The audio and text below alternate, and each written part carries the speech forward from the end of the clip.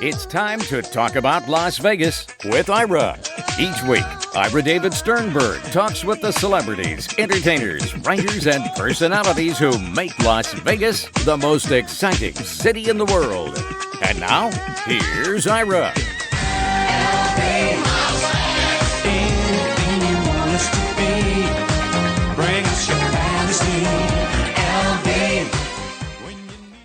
What do we know and what do we not know? How's that for a question?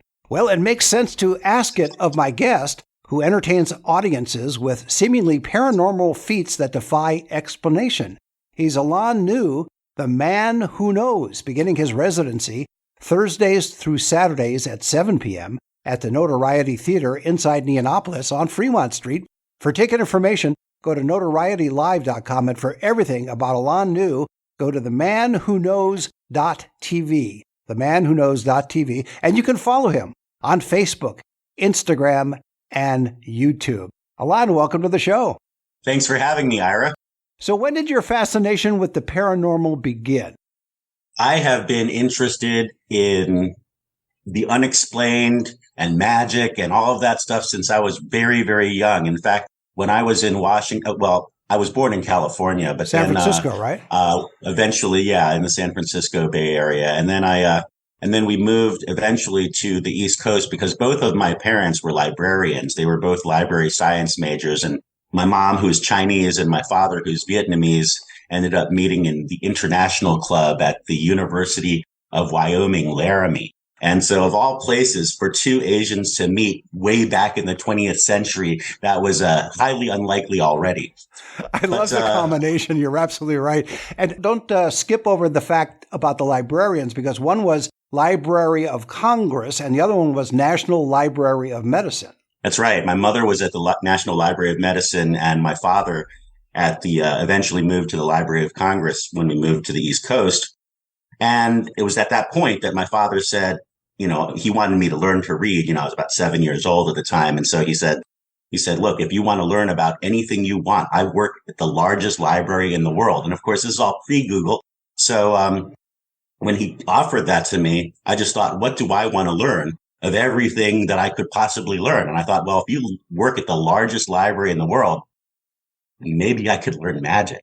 And so at that point, my dad, who knew nothing about magic or anything about that, just decided that he would bring me back a whole bunch of books and encourage me to read by bringing me back magic books. And the very first book that I read was a book by Walter B. Gibson called The Master Magicians. And it was basically all about the Romantic era conjurers that, basically were doing their thing during the vaudeville time.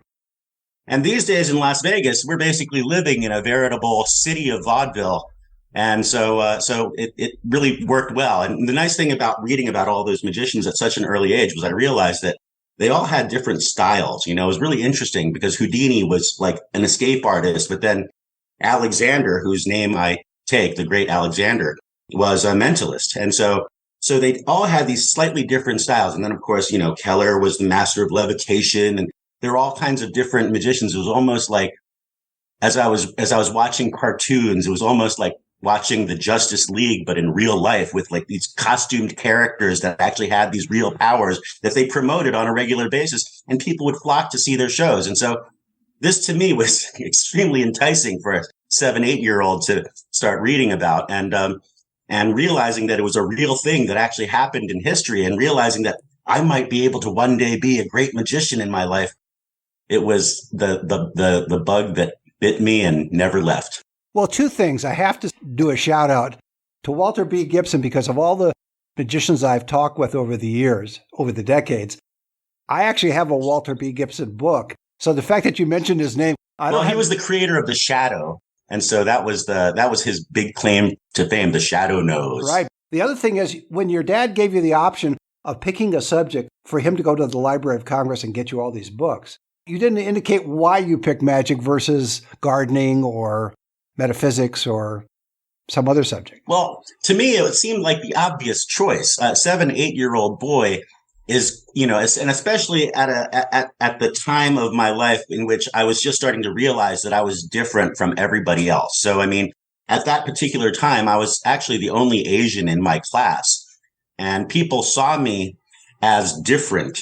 And so there was a side of me that just kind of decided that the path of least resistance was to just be different from everybody, because they all thought I was different anyway.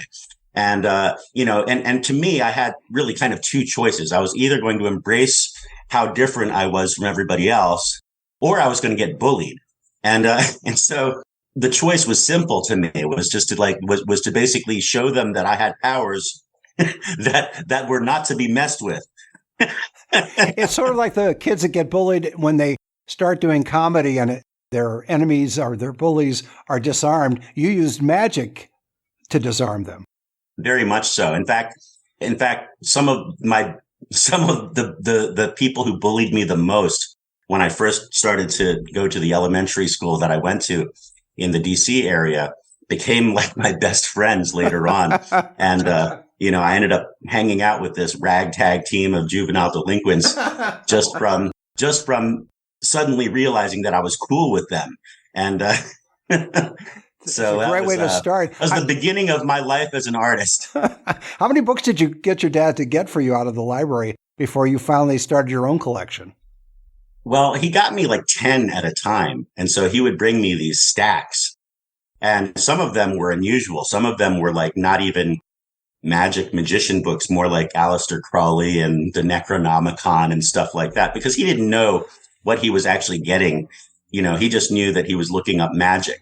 And so I got like an assortment of stuff that some of them I just put aside and said, yeah, I don't know if I can even read stuff like this at this point. But what's interesting is that stuff, the ceremonial magic stuff that he did bring back for me was stuff that I found interesting later on in life. Like I kind of realized as I, grew into it that there was something to there that defined the unexplained actually better than a magician might, because a magician has a tendency to take areas of the unexplained and tries to explain them. That's the thing that magicians love to do more than anything, is they like to think that maybe the thing that happened before that was magical or that was mysterious or that was even miraculous has an explanation behind it, and that all they need to do is use their, analytical mind to be able to figure out what it was that took place. And then oftentimes what will happen is that they'll come up with a solution, and then they'll decide that that's the actual solution to what actually took place. But in all of reality, you can't actually do that. You can kind of theorize, you can hypothesize on what took place. But the interesting thing to me about the mind and about human existence on this planet is simply that we have lived on this planet for so long that there might have been a time in which we knew things that we no longer know, and that we do things that we can no longer do. And things that are evidence of that are things like the pyramids and all the megalithic structures all over the world and stuff like that. And I'm not saying anything about, going into the world of ancient aliens or anything like that, but I am saying that it's curious that at some point somebody was able to do that, and it was probably us. So if it was us, then probably we forgot something, because we don't know how to make those things anymore. So I find the area of the unexplained to be the most interesting thing about doing what I do, and being able to give people that experience through my show, and is very exciting to me. It's basically, it's been the thing that I've always wanted to do all my life, and I've gone through all sorts of ups and downs, from being an adult in this world and being married and divorced and losing things like my home and practically all of my possessions at one point. But being somebody who tries to understand things that aren't explainable, it made me realize that there's some hope there, and in fact, if you can just kind of hope that there is something unexplainable, that you can have that you can take the wheel and kind of have some control over, it gives you, I think, enough hope and inspiration to move forward and to get past some of the troubles that you might be going through. And it's really that I find real magic. I think that real magic happens in how you manifest your future life, and how you actually take your life and make it better by your own willful intent, if you will. So you took those magic books that your dad brought home from the library for you. And you've expanded beyond that in terms of your worldview. In other words, you're not just looking at the mechanics of a trick or the mechanics of staging an illusion. You're looking at a little bit of a broader area than that. So on one hand, magic is about illusion, and it's about understanding how to create things that aren't necessarily real, but to create it in such a way that it feels real to everyone who actually sees it. And what I think is so curious about that is that it's kind of like the beginning, in my opinion, of making your dreams come true. Because if you can actually create a model of something that you want in the future, and you are able to construct that model, even if it doesn't have anything to do with the actual power or the actual ability that you're trying to construct, by creating the model and by understanding how it interacts with the people around you and stuff, you start to pick up on certain things that I think that sometimes people can find inspiration in those things that are just illusions. I think that somehow people can find some kind of inspiration in the models that we create to do something else. And oftentimes the best inspirations happen by accident. And those accidents are what I'm trying to hit. I don't really know the direction that I'm going at, other than I know that I can create these beautiful experiences that look like, amazing entanglements are taking place and mind over matter is real and all of that stuff. And the only thing that I have to support the fact that those things are real or genuine is the fact that, I believe that the thing that we do as human beings on this planet is exercise our energy, if you will, to be able to explore the life that we live. And the way we exercise that energy defines ultimately the life that we live. And so in my opinion, if you take that, to its core essence, that really is mind over matter. That really is your mind helping you to guide yourself through your life and through your existence by giving you the energy to explore it in a way that doesn't destroy you or that keeps you alive and that, allows you to survive in these, not so easy environments that we are put into, so. It's the element of hope again, right? Exactly. And I feel like that's the thing that magic gives more than anything, is it gives people a hope. And I feel like there's a thing that's in that hope that actually drives people and that actually takes people in a direction that is meaningful to them. And I feel that with people, we all want to be entertained. In Las Vegas is the city of entertainment. Las Vegas is where people come to be entertained by people like myself and dancers and comedians and, shows and reviews. And it's this thing that I have, this ability to make people awestruck by the unexplainable. I think that little area is something that people always find entertaining, to be awestruck by a miraculous or magical type of experience. And on one hand, you can see an illusionist here in Las Vegas saw a woman in half or float them in the air and then make them disappear and things like that. And there's all kinds of amazing spectacles that you can see here in Las Vegas. And oftentimes when people see those spectacles, they might say to themselves, that's an amazing technologically advanced lighting system that they have that allows them to be able to produce those kinds of things. Or they must have some kind of trapdoor in the stage and stuff like that. And people will tend to try to wrap their head around things that they can't explain. And they'll oftentimes resort to things like trapdoors and, it's in the other hand, that kind of thing. And so I feel that with my job, what I want to do is I want to take the preconceived notions that other people have about magic and just kind of turn it upside down on them so that they can re-experience in an adult world the magic that they might have experienced when they were young, but suddenly realize that there's a real inexplicable thing that's taking place here that no lighting system or trapdoors or sleight of hand can actually replace. And that inexplicability is really is really something to do with how the mind just kind of lines up and how we can actually think the same way at certain times or synchronize our thoughts or somehow predict a future event that's going to take place. And how is it that we do that? And when people see my show, I think that that's the thing that they're actually experiencing. They're experiencing something that's so close to being real that they just can't wrap their head around it. And it becomes that thing that becomes a miraculous event that they can feel that very, very special sense of awesomeness that comes from just that experience. And that's something that you can't find in a comedian. It's something that you can't find in, dancers and stuff like that. And they can do things that really, really make you feel like that's like borderline paranormal, because of the way the dancers can move and the way that they can do their thing. But what I do is a little bit more mental. It's a little bit more internal, and it gives people that feeling of how in the world. And it ultimately will, in my personal opinion, is that it will transfer on beyond their vacation here in Las Vegas into their lives, and it will hopefully inspire them in directions that will make them realize just how important connecting with other people actually is. The truth is that if I were to have a message for what I do, it's really about the fact that connection is the key. And that if there's any problems here in the world today, it really has to do with the fact that we feel disconnected with the things around us, and that there are things that actually disconnect us from each other. And what we need to do is just realize how important that connection is. That connection is the key, that disconnection is the enemy, and that we need to move forward from there.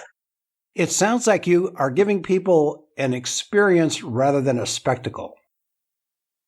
Yeah, I'm trying my best. And simultaneously, I want to give them that theatrical experience. And one of the things that I'm doing right now as I'm moving into, coming up to the 19th, opening my show at Neonopolis at the Notoriety Theater, I feel that what I want to do is give people a little bit, that theater is so beautiful. I mean, when you come out to that theater, you're going to see nice VIP seating areas with tabled seating. You can, order drinks and have them come right to your table. And then behind that, there's raked seating going up all the way, 187 seats, I believe. And it's a nice theater with, lighting trusses and digital screens and stuff like that. So as a performer who's like a club date performer, I can literally perform anywhere and be able to give them that experience that we're talking about. You're not traveling with large props or with tigers and lions and all that stuff. Right. But at the same time, in a theater like the Notoriety, you've got just beautiful lighting systems and digital screens that you can put media up onto and stuff. And I'm not usually that guy that has that type of show. And so right now, what we're doing is we're actually doing our best to just try to fill that space so that it becomes a show that people can actually see, not just me doing the thing that I do and giving them the experience of seeing something that they can't explain, but it's also me working with their technical director and creating nice little lighting plots in different parts of the theater so that they never know where I'm going to show up next. They don't know if they're going to be the next one that's going to be chosen to do the thing with me that they're going to do. And I'm excited. I think that, we'll have music, we'll have lights, we'll have good sound and a nice theater to perform in. And it's right on Fremont Street in downtown Las Vegas, which is, in my opinion, the most exciting part of Las Vegas that there is. So I'm super, super stoked at being able to start this show and bring it to the people who come. And this is not your first time in Las Vegas, so you're a veteran of the Las Vegas entertainment scene, which is always helpful. I forgot to ask you a question, but it's a good time to raise it. When did you decide because I think you mix your personal and your professional in terms of your approach to what we've been talking about. But when was it that you decided to make it a career? In other words, were you a teenager still or a young adult? When did you make that decision that this is what you want to do professionally as well as pursue it on a personal level with your various interests? Well, I think all through high school, I kept asking myself, what am I going to do? Am I going to be a communications major? Because that was kind of what I wanted to do originally. And do I want to explore film and TV and that kind of thing? And while I'm in class in my first year of college, I'm just working on my stage show. And And so by the end of that first semester, I just realized that I'm spending so much time working on my show and actually so little time doing my homework and things that are important, that maybe the choice is that college is something that I can leave behind and that I can actually pursue this as a real career. And so, and I got really lucky, in many ways. On one hand, it's all about the study and the research that you put into doing what you do. But on the other hand, it's really about the people that you end up meeting by accident and the people that just end up taking you under their wing and having some feeling that there's potential here and that they want to take that potential and help to mold it to be the future of what we do. And I was just very lucky. I met a couple of people that were really, really important to me. A guy by the name of Denny Haney, who was my what I call my business mentor. He was actually an illusionist who would do like the Houdini box escapes and levitate a woman and things like that. And I was his stage manager for 10 years. So I mean, I worked with him, and by really just being in his truck for 10 years, basically helping him unload and load and set up and pack down and stuff like that, hearing him on the phone, talking to agents and stuff like that, I learned the business, and I gleaned it over 10 years of just being in his presence. Then after that, other people who were also creators within the industry who I highly respected, a fellow in Belgium by the name of Christian Chelman, fellow in the Quebec, Montreal area by the name of Gary Kurtz. These were all people who inspired me to move forward, and a lot of their styles and a lot of their techniques were things that I kind of adopted into my own. And it brought me here to Las Vegas. So what can I say other than it's nice to be able to still manifest at my age? What was the reaction of your parents, especially they come from two different cultural backgrounds? Oh, they couldn't stand it. It was like, what have I done? In the end, I feel like they are very proud of me, and I'm still, my father died a couple of years ago, but he was, I feel like, he got to see me, kind of building my life back up. And my mom, who's still alive, is real proud of me and is excited to come out to Las Vegas to see my show. That's great. Did you ever get a call from the Library of Congress wanting those books back? I actually did do a couple of lectures for the Library of Congress, one on Asian magic and another on the type of magic that I currently do. So I'm very happy to feel that I'm part of the machinery of Washington, D.C.'s entertainment scene. Well, you are, because you also appear at the Spy Museum every year, right? I did. I haven't been doing that recently since they moved locations, but yeah, at one time I did a show called the ESP and Espionage, which was all about the secret American government plot to win the Cold War against the Soviets in trying to study basically clairvoyance, basically remote viewing, which is essentially clairvoyance in the world of psychic powers. And in your honor, they named it Operation Nu. They had a lot of operations. I wouldn't be surprised if they had a new operation. Are you always working on new parts of your act? I'll call it an act, but you obviously frame it in a certain way. But are you always working on new aspects to add to it? Yeah, it's funny because people say, so what's the name of your show? And I keep thinking to myself, should I change the name of my show? But I mean, my title is The Man Who Knows. So why not, while I'm still not exactly 100% famous in this world, just call myself The Man Who Knows and embrace that and hope that it catches on. I really do feel, there are a lot of mentalists in the world, and here in Las Vegas there are a few. But I feel like the thing that I'm going to bring that's a little bit different is really a kind of new take on the classic stuff that you might see a mentalist do. So, I mean, if you come and see my show, it's not going to be like any other mentalist that you've seen. It might be similar, but there are things that are going to be a little bit different. The style in which I bring to you the information and stuff, the way I am playful about the information and not too serious about what I do actually makes it a lot of fun and very entertaining, really, for the whole family. So I'm super, super excited. Well, you inspired me because you're known as the man who knows, and I've decided to be the man who yeses. I think I could do something like that. It's funny because people tend to introduce me in weird ways. If they don't look too carefully or read, they'll call me the man who knows everything or the man who knows all. And I'm like, I'm not the man who knows everything. I am just the man who knows. But I am always the man who knows eventually. Do you get a chance to talk to the audience afterwards and get a sense of how they enjoyed the show or if they have questions? That's my favorite part of the show, is really just connecting with my audience after the show and signing autographs and taking pictures. And that to me is the celebrity part that I don't always have. And it's a part that I love just because it allows me to meet the people who come out and see my show and show them my appreciation for how they came out and saw me. Well, do you ever get any audience members after the show suggesting ideas for you to add to the performance? A lot of times. And even my friends continue to do that to me. And, all I can say is I take it all with a grain of salt. Yeah, you have to chart your own path. And it's always good to get feedback from the audience, but not in terms of how you want to present yourself, because you have a unique presentation. So you don't want to necessarily borrow from too many sources.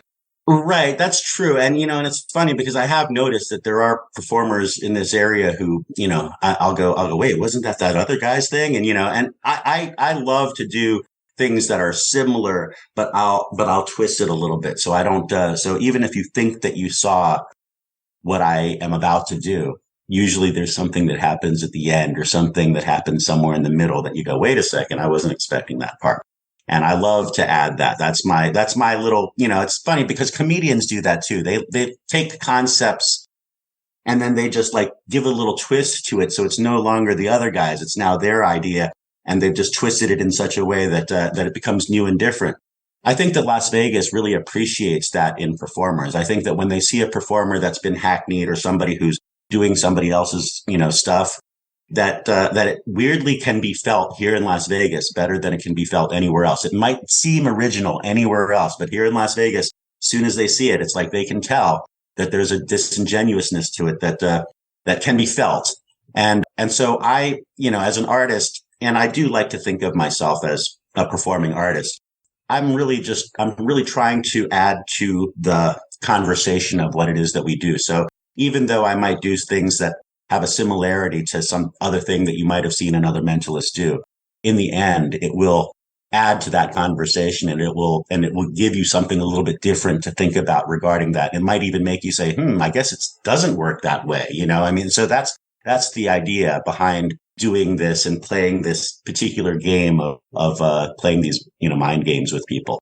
Well, that's a great way to leave it. My guest has been Alain Nu, the man who knows, beginning his residency Thursdays through Saturdays at 7 p.m. at the Notoriety Theater inside Neonopolis on Fremont Street. For ticket information, go to notorietylive.com, and for everything about Alain Nu, go to themanwhoknows.tv, themanwhoknows.tv. And you can follow him on Facebook, Instagram, and YouTube. Alain, thanks for being on the show. Thank you for having me, Ira. It was great. Thanks. See you next time. You've been listening to Talk About Las Vegas with Ira. Each week, Ira David Sternberg talks with the celebrities, entertainers, writers, and personalities who make Las Vegas the most exciting city in the world.